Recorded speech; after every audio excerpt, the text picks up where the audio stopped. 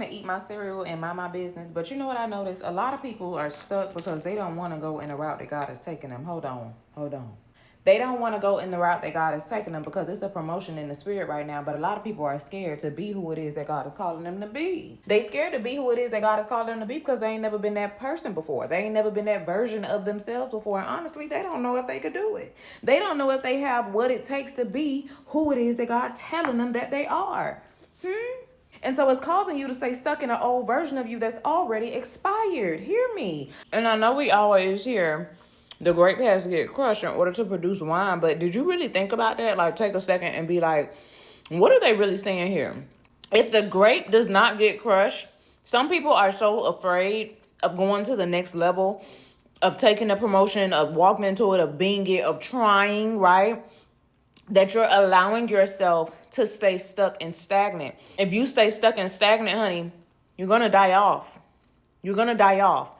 And when I say die off, what I mean is, like, you know how you see people, and this is no shade, no tea to nobody, because everybody got their journey, everybody got their story, but I'm talking about the chosen. I'm talking about me and you. Hello? Okay.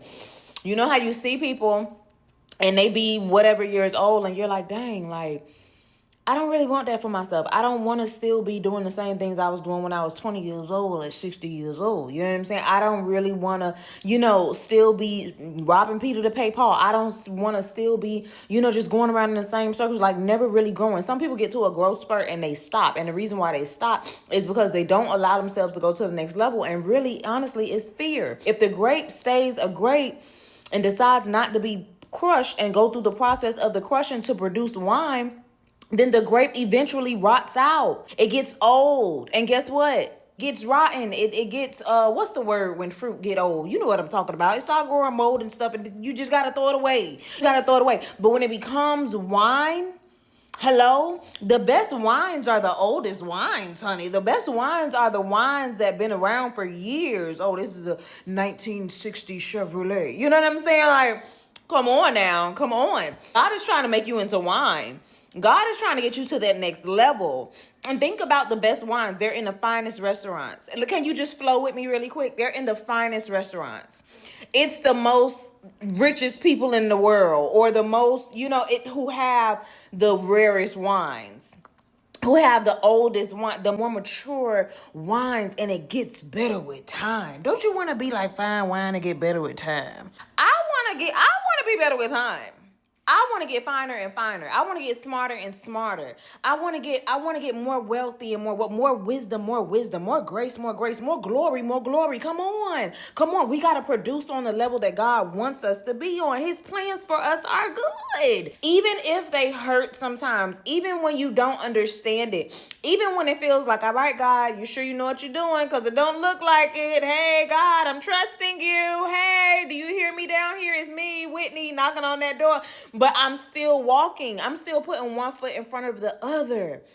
I don't know how I'm about to be this person that God is telling me that I am. He keep having to remind me, Whitney, stop looking at the big picture of what it is that I'm calling you to, and just focus on the one step that I'm putting in front of you to do. Just be obedient.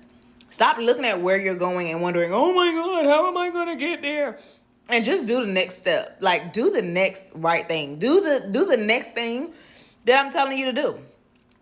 This is how we become obedient in the small. This is how we become faithful in the small. We listen. It's a building of not only perseverance, but your relationship with God. That of God before you, who can never be against you. He's paving the way. He's a light upon our path. Come on. Like, we have the way. We have the blueprint. God is making you the blueprint for where he's calling you to go, to be, to do.